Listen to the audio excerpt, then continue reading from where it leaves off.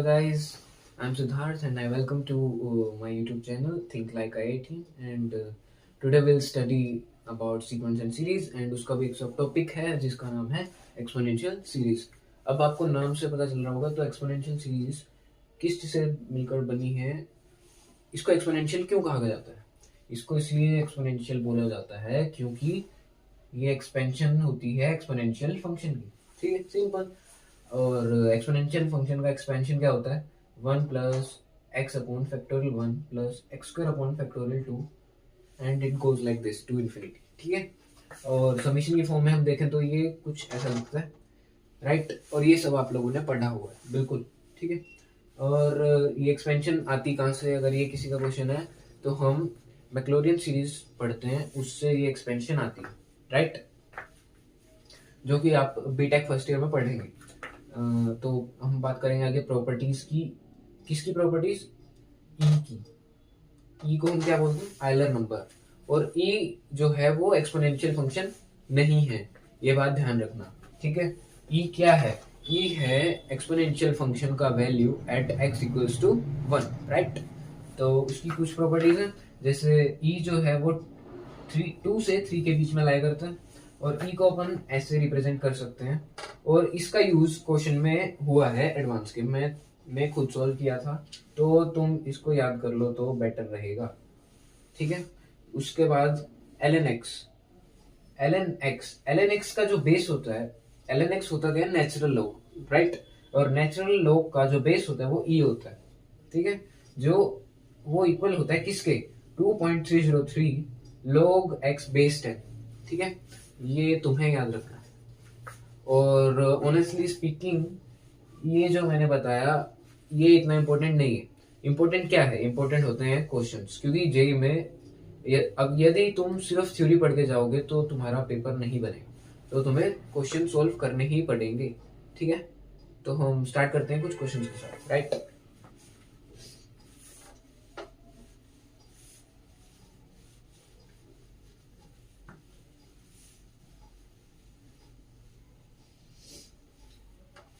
हम standard question देखेंगे पहले।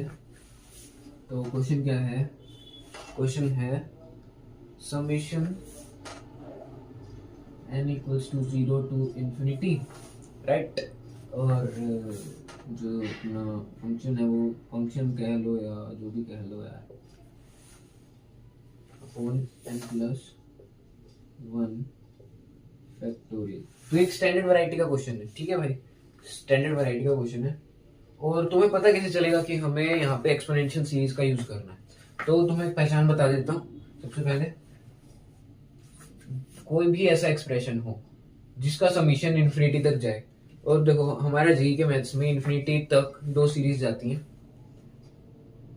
तो और भी हैं, पर अभी के लिए तुम मतलब जब तक तुम सीक्वेंस सीरीज पढ़ रहे हो तब तक के लिए 2 सीरीज जाती हैं, एक तो लॉग की एक्सपेंशन और दूसरी ये अपनी एक्सपोनेंशियल सीरीज, ठीक है। तो एक तो तुम्हें यहाँ से पता चल गया। अब तुम कहोगे भाई ये लॉग की एक्सपेंशन क्यों नहीं यूज कर सकते अपन इस क्वेश्चन में? क्यों नहीं कर सकते? क्योंकि लॉग की एक्सपेंशन में फैक्टोरियल नहीं होता, तो लॉग की एक्सपेंशन हट गई, बची कौन सी? Exponential series. तो हम इसमें एक्सपोनेंशियल सीरीज का इस्तेमाल करेंगे, ठीक है। क्यों? क्योंकि इसके नीचे है फैक्टोरियल। और ठीक है, तो तुम्हें ये पहचान पता चल गई, एक तो ये इन्फिनिटी तक जा रही है सीरीज समीशन, और दूसरा इसका जो डिनोमिनेटर है उसमें फैक्टोरियल है, ठीक है। तो इसको तुम ट्रिक कह लो या कुछ भी कह लो, तो उस हिसाब से तुम इसको याद रख सकते हो। तो हम शुरू कैसे करेंगे? तो इस तरह के क्वेश्चंस में पता है हमें क्या करना होता है?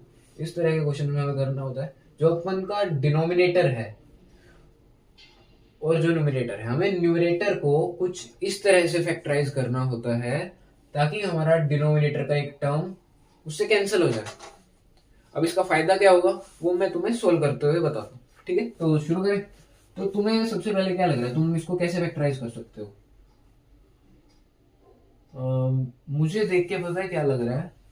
यदि मैं ऊपर कुछ ऐसा बना दूं, साइड में लिख के बताता हूँ तुम, साइड में कुछ जैसा मैं कुछ ऐसा कुछ अगर ऊपर बना दूं, n+1 स्क्वायर टाइप का बन सकता है, मुझे ऐसा लग रहा है यहाँ पे कुछ n+1 टाइप का कुछ बन सकता है। यदि मैं कुछ ऐसा बना दूं तो शायद मेरा, क्यों, नीचे n+1 है ना, बन सकता है और इससे तो मेरा काम बन जाएगा, एक फैक्टर कैंसिल हो जाएगा एन स्क्वायर, क्योंकि एन स्क्वायर से आप ये लीनियर डिनोमिनेटर एक तरह से लीनियर ही है, उसके अंदर लीनियर फंक्शन है और ऊपर क्वाड्रेटिक फंक्शन है, तो तुम ऐसे तो इसको कैंसिल नहीं कर सकते।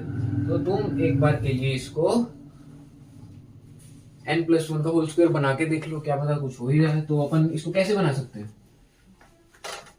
n+1 का स्क्वायर यदि मैं, तो एक बार के लिए अपन समीशन को भूल जाओ, तुम अभी इस पे फोकस करो, ठीक है?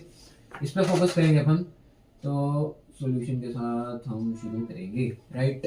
तो इसको अपन n+1 कैसे बना सकते हैं? सोचो सोचो। हाँ, यदि मैं इस एक्सप्रेशन में n ऐड कर दूं और n माइनस कर दूं, सब्ट्रैक्ट कर दूं, ठीक है, क्या बन गया? अब ये n यदि मैं इसमें ऐड कर दूं तो क्या हो जाएगा? n square plus 2n plus 1 upon n plus 1 factorial minus n upon n plus 1 factorial, ठीक है? अब ये मैंने डायरेक्टली कैसे लिख दिया वो तो तुम समझ गए भाई, समझदार लोग हो तुम, आईआईटी की तैयारी कर रहे हो, राइट? तो ये कुछ यार देखा उसे लग रहा है, तो ये क्या बन गया? n+1 फैक्टोरियल, तो डिनोमिनेटर है, ऊपर क्या बन गया? n+1 का होल स्क्वायर और नीचे अपना डिनोमिनेटर है, ठीक है, n अपॉन n+1 फैक्टोरियल, हो गया? ठीक है, समझ रहे हो? अब यदि मैं इसको, ये पावर कैंसिल हुई और ये कैंसिल हुआ, तो नीचे क्या बचा?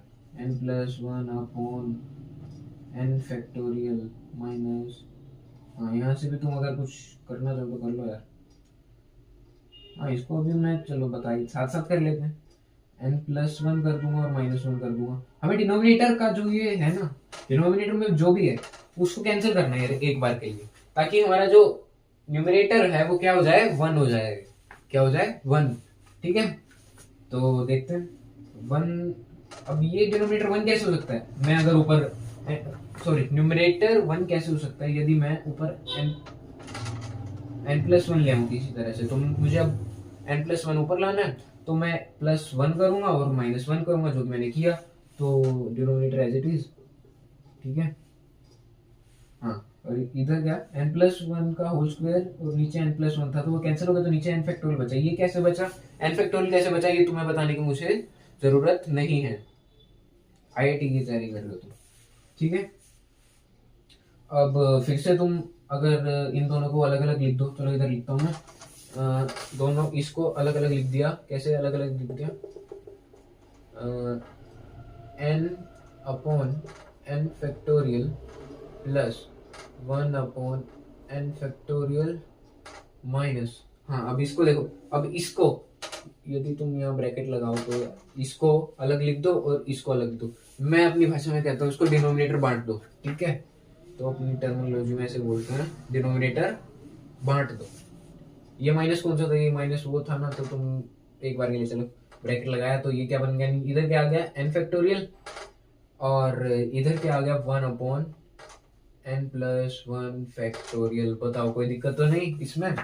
अब इसको इससे कैंसिल किया तो यहाँ देखो क्या बनेगा, यहाँ बनेगा 1 upon n-1 factorial plus 1 upon n factorial minus 1 upon n factorial plus 1 upon n+1 factorial, ठीक है?